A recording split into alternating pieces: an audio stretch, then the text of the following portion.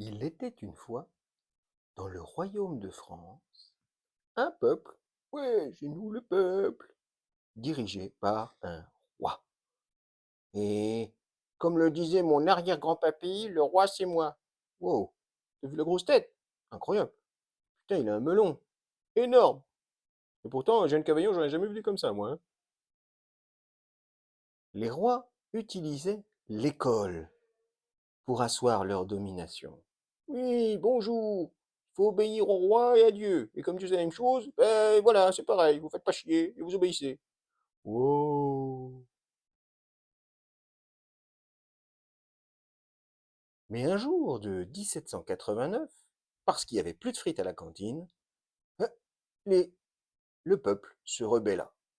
On n'est pas content, Macron, démission. Mais non, il n'est pas encore là. Ah oui, pardon, mais pas content, on n'est pas content. Mais vous avez perdu la tête. Perdu la tête. Oh, quelle bonne idée. Et c'est alors qu'apparut la bonne marraine la fée Condorcet, qui d'un coup de baguette magique créa, pouf, l'école de la République. Oh. Et ils vécurent tous égaux et libres. Ou pas.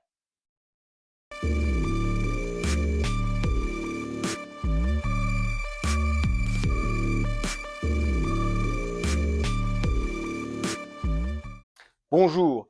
Évoquer l'école de l'Ancien Régime est à la fois essentiel pour comprendre la forme de l'enseignement tel qu'il s'est finalement constitué en France, mais problématique du fait que l'école, en tant que telle, n'y existait pas.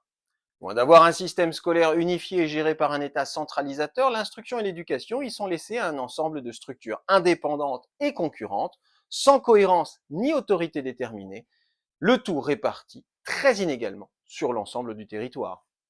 Alors chérie, si c'est un garçon, il fera des études de droit. Alors on va l'envoyer à l'école municipale du coin, mais comme il fera pas assez de latin, il va aller en même temps à l'école de la paroisse, mais après il devra faire un collège chez les humanistes, mais comme ils font pas philo, il devra passer chez les jésuites, mais comme ils donnent pas le diplôme, il faudra qu'il finisse en faculté d'art. Et là, il pourra en fait faire du droit. Voilà. Si c'est une fille, elle fera de la couture, ça va plus vite. Ouais, c'est plus simple.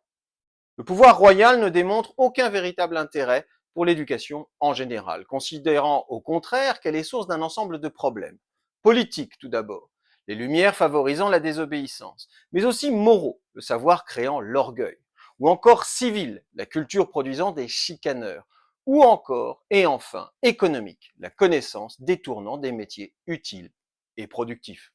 Sans compter que, selon Richelieu, les soldats ont besoin de rudesse et d'ignorance. Voilà. Donc les bidasses à l'école, c'est pas le genre de film qui cartonne, tu vois, faut mieux éviter. Pourtant, ponctuellement, des déclarations royales démontrent une inquiétude du pouvoir pour l'enseignement, en venant même à partir de 1698 à une forme d'obligation scolaire. Pour le comprendre, il nous faut replacer le développement du système scolaire dans l'histoire de l'Europe et rappeler que la modernité voit se produire deux révolutions qui vont être de véritables moteurs pour l'instruction et les savoirs. Tout d'abord, l'invention de l'imprimerie en 1450 va permettre la diffusion massive d'écrits jusque-là réservés à une minorité, rendant la lecture utile, voire nécessaire. Ensuite, l'apparition de la réforme protestante en 1517 va lier, elle, définitivement la foi à la maîtrise de la lecture. L'histoire de l'alphabétisation de masse, comme celle de l'école, trouve ses origines dans l'affrontement conflictuel et pourtant complice de la réforme et de la contre-réforme.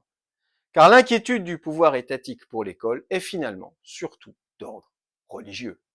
Sa Majesté a demandé qu'on ouvre des écoles. Non, non, mais pas d'inquiétude, hein. C'est pas pour éclairer le peuple, hein. C'est juste en fait pour convertir les fils de protestants. Les mecs, faut aller les chasser où ils sont, hein. Dans le contexte de la réforme produisant des conversions d'autant plus nombreuses que les écoles protestantes en instruisant influencent évidemment les consciences, puisque instruction et religion ne sont pas séparées, le pouvoir royal catholique voit dans la scolarité un moyen de conjurer le protestantisme. Voulons que l'on établisse autant qu'il sera possible des maîtres et des maîtresses dans toutes les paroisses où il n'y en a point, pour instruire tous les enfants du catéchisme et des prières qui sont nécessaires, et nommément ceux dont les pères et mères ont fait profession de la religion prétendue réformée.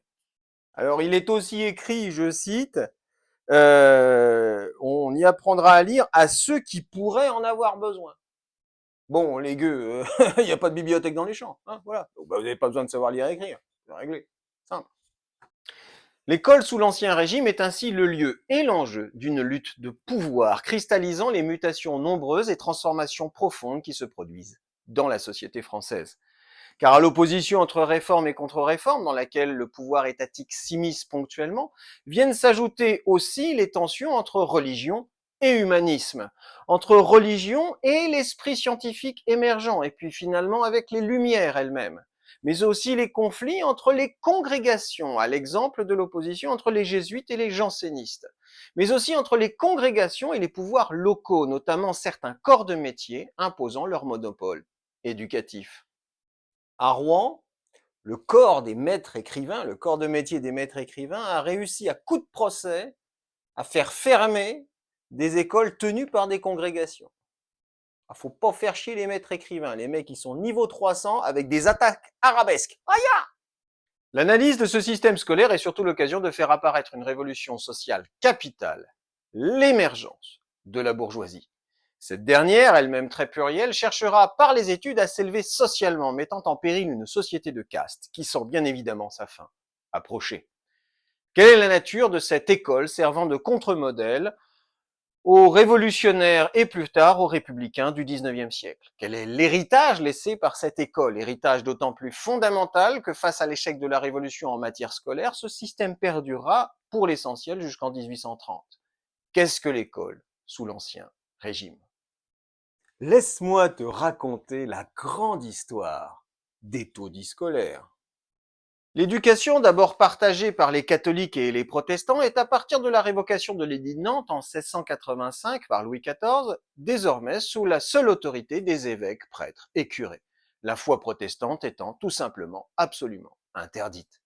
La fermeture des écoles et collèges protestants, liée de surcroît à une obligation scolaire, augmente considérablement le nombre d'élèves que les autorités religieuses doivent prendre en charge.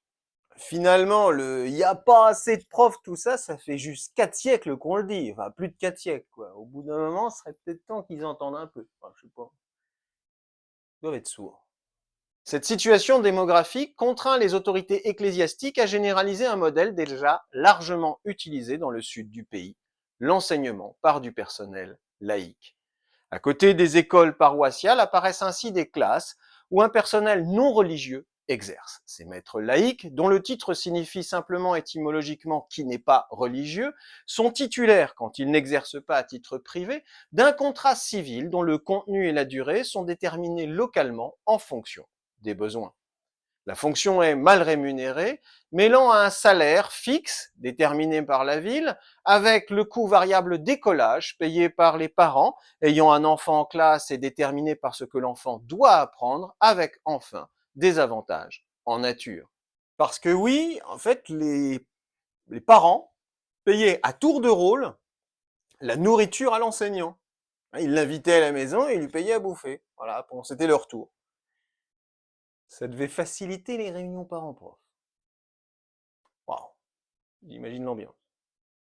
Cette situation les pousse à rechercher des positions plus gratifiantes dans les grandes villes, faisant de ce corps d'enseignants des mercenaires itinérants du savoir. D'ailleurs, leur savoir reste largement soumis à caution tant il n'est aucune vérification réelle de leurs compétences, mais seulement une licence d'enseigner donnée par les responsables de la paroisse, qui se contentent de vérifier qu'il n'est pas question d'engager un protestant, ou pire, un athée. Oui, parce que leur fonction, c'était surtout de faire le catéchisme, réciter des prières, gérer les fonctions du vicaire, mener les enfants à la messe. Finalement, lire et écrire, c'est une option. C'est pas le cœur du métier. À moins que l'école ne soit gérée par la paroisse, possédant une salle attitrée, l'école en elle-même n'est pas un lieu déterminé, mais plutôt une simple pièce de la demeure laissée à disposition du maître. En cela, il n'est pas non plus de matériel disponible et adapté. Des abécédaires imprimés circulent et servent de fondement à l'apprentissage de la lecture. Mais l'écriture et le calcul ont des moyens beaucoup plus rudimentaires et variables selon les possessions locales. Il n'est pas non plus de temps scolaire déterminé. L'école étant soumise à des calendriers de fêtes et d'événements qui rythment la vie des individus, l'absentéisme y est patent et les enfants soumis à une scolarité totalement déstructurée. Non mais est-ce que t'imagines l'inspection? Oui, bonjour, je viens de lire votre cahier journal, il y a un trou de 6 mois. Dans un tel chaos, il n'est pas non plus de réflexion pédagogique permettant d'ordonner et d'organiser le travail des élèves. Sans considération pour le groupe classe composé d'enfants d'âge très variables, les élèves sont l'objet d'une attention purement individuelle et ponctuelle, et laissés généralement dans l'ensemble en complète déshérence dans la salle. Le résultat naturel d'une telle gestion d'un public non habitué à l'école et délaissé par l'enseignant est un chahut qui se termine dans la violence éducative. Alors si on résume, les gosses vont pas souvent à l'école, quand ils y vont, ils font rien, comme ils font rien, ils se font taper dessus, et quand ils apprennent un truc, c'est seulement ce pourquoi les parents ont payé. Ça fait rêver le système scolaire, hein. Tu sens que c'est un truc qui a de l'avenir. Les parents rémunèrent ainsi l'enseignant en fonction des objectifs d'instruction qui sont les leurs. Les stratégies sociales de la famille déterminent l'accès au savoir de l'enfant. Puisque les études supérieures en théologie, médecine ou droit sont conditionnées par une maîtrise du latin, ils imposent que l'enfant connaisse la langue savante, au moins de façon rudimentaire, pour espérer s'élever socialement par des fonctions reconnues officiellement. Latine loqueris? Non. Vite, vite, un pauvre, chopez-le, foutez-le dehors. Face à une demande de la petite bourgeoisie, le système supérieur se transforme par étapes, voyant les facultés d'art, originellement premier grade et tronc commun de l'enseignement supérieur, devenir une sorte de structure secondaire venant compenser le manque d'enseignement latin de la petite école. Il faut comprendre que l'université n'existe que comme nom. Elle n'est pas un lieu déterminé, mais un rassemblement de collèges, structures de formation religieuse héritées du XIIIe siècle, dont la fonction de formation des ecclésiastiques a petit à petit été remplacée par une fonction d'enseignement à destination des laïcs. Ces collèges, indépendants et aussi concurrents, vont évoluer avec le corps social, se transformant en fonction des luttes qui s'y cristallisent. Historiquement, la première lutte est celle menée par les humanistes, qui voyaient dans l'enseignement classique des collèges, premièrement, des méthodes absurdes et datées, fondées sur la simple mémorisation, ne développant pas l'esprit propre des individus, mais aussi un manque de référence aux textes anciens qui sont la source même du savoir, et enfin, une vision rigoriste de la religion qui ne glorifie pas la spécificité de l'homme. Et là, les mecs, ils commencent à proposer l'enseignement du grec pour aller lire Platon et Aristote dans le texte. Alors quand tu maîtrises déjà pas le français et pas le latin, c'est bon, les mecs ils sont largués, quoi. Je pense qu'on a largué les élèves. Des collèges humanistes vont ainsi voir le jour et concurrencer le circuit classique en proposant notamment une formation au rudiment du latin et toute une réflexion sur la progression dans les apprentissages. Cette forme est inspirée d'un modèle venu des Pays-Bas, celui des frères de la vie commune. Il décomposera la progression dans les apprentissages en fonction de la maîtrise des savoirs. En huitième, l'enfant débute le latin.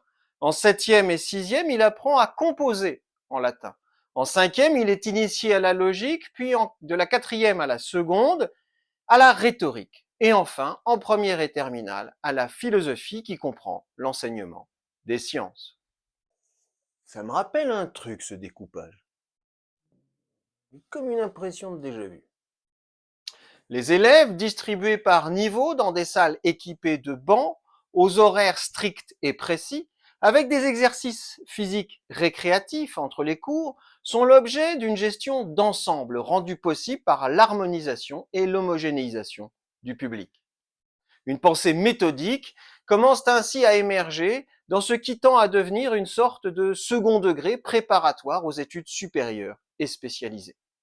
On n'avait eu jusqu'ici nul souci de l'ordre dans lequel il convient d'enseigner les lettres, et l'on avait tout brouillé et confondu. La méthode individuelle est ainsi lentement remplacée par de véritables approches pédagogiques, comme par exemple la méthode simultanée pensée par Jean-Baptiste de La Salle, où les élèves séparés en groupes classes subdivisés en 3 groupes de niveau hiérarchisés de lecture travaillent sur différents supports pédagogiques visuels et manipulables. Les élèves s'y voient d'ailleurs confier des responsabilités disciplinaires et pédagogiques, favorisant la gestion de classe. Ou encore la méthode mutuelle de Bell et Lancaster, où des élèves relais ont la charge de former les autres élèves sous la forme d'un tutorat, transmettant le savoir qu'ils ont acquis auprès du maître. Avec la pensée pédagogique, commence une réflexion disciplinaire qui vise le contrôle des corps des élèves, bloqués dans des bancs et rendus visibles par du personnel traversant la classe et surveillant les mouvements et actions soumis à des activités très précises et contrôlées. Bon, maintenant, tout le monde a un truc à faire, alors je peux voir personne bouger. Kevin, là-bas, je t'ai vu.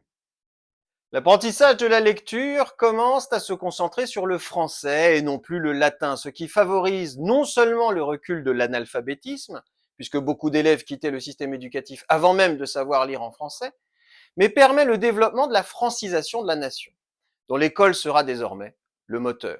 Le système scolaire se fait ainsi l'auxiliaire d'une mutation administrative qui voit doucement l'État imposer ses règlements sous une forme écrite et non plus orale, et le tout rédigé en français. Mais ces évolutions ne se font pas sans heurts. Des abécédaires sont ainsi censurés par les autorités religieuses du fait de leur orientation jugée trop protestante ou trop humaniste. De même, certaines lectures, comme celles directes des textes religieux, sont tout simplement interdites dans les collèges sous autorité catholique. Les autorités théologiques qui t'interdisent de lire les textes sacrés. Tu sens que les mecs, ils te cachent pas un truc. Déjà, ça donne confiance. Les collèges jésuites s'implantant partout en France et permettant d'égaliser l'offre scolaire sur le territoire, comme de lutter au départ contre la réforme protestante, sont quant à eux fermés à la suite de leur expulsion de France en 1763, révélant une lutte des congrégations entre elles. L'implantation des collèges jésuites avait déjà été, dans la lutte contre l'université, formant un corps totalement indépendant, limité par principe en leur refusant la possibilité de fournir les grades nécessaires à la poursuite d'études supérieures, contraignant les étudiants à s'inscrire tout de même en fin d'études en faculté d'art pour obtenir le diplôme. Selon le même principe, les collèges humanistes n'auront pas le droit, eux, de faire les dernières années de formation en philosophie, contraignant les étudiants à finir leurs études dans une autre structure. La résistance des universités à la transformation du savoir a pour résultat le fait que la science et les esprits novateurs commencent à se développer hors de ces murs, comme on le remarque notamment dans le parcours d'un penseur comme Descartes, présageant un monde intellectuel devenant indépendant du système scolaire et se diffusant dans des salons bourgeois. De toute façon, le diplôme, c'est juste un truc qu'il faut payer. Et tu payes et puis tu l'as. Voilà. Bon, finalement, ça ne change pas grand-chose. Toutefois, le véritable problème soulevé par l'implantation des collèges permettant un maillage serré du savoir dans les territoires, c'est qu'ils permettent à la petite bourgeoisie, commerçants, artisans, petits propriétaires, de s'élever socialement en pouvant espérer des postes de fonctionnaires ou l'accès à des professions médicales. La grande bourgeoisie, partageant déjà le destin et les parcours de la noblesse, ne cherche pas la multiplication des écoles et collèges, pouvant financer des précepteurs et plus tard l'installation de ses enfants dans les grands centres urbains éloignés. Elle démontre une grande mobilité et une bonne adaptabilité au système scolaire qu'elle ne souhaite pas se voir démocratiser.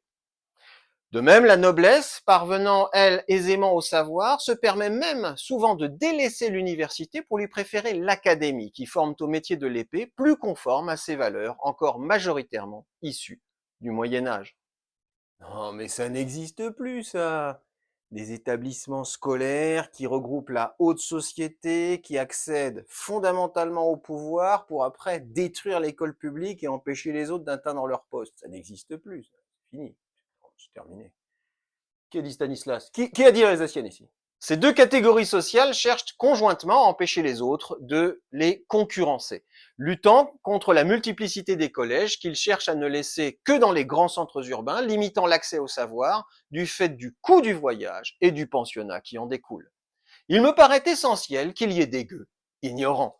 Si vous faisiez valoir comme moi une terre et si vous aviez des charrues, vous seriez bien de mon avis. Ce n'est pas le manœuvre qu'il faut instruire, c'est le bon bourgeois.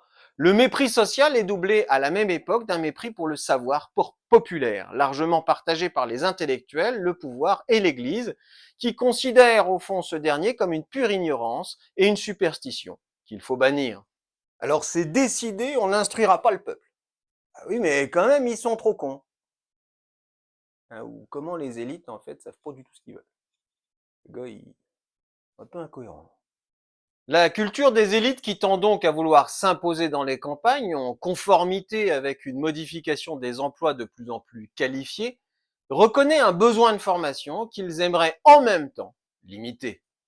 Moralité, le développement de l'école va de pair avec une uniformisation du savoir qui impose un mépris de toute culture populaire, créant dans les masses une forme d'imitation abâtardie des élites ainsi singées par la plèbe. Plèbe qui, en retour, y découvre une conscience de sa condition dont elle cherche alors à s'émanciper et dans laquelle on tente en même temps de la maintenir.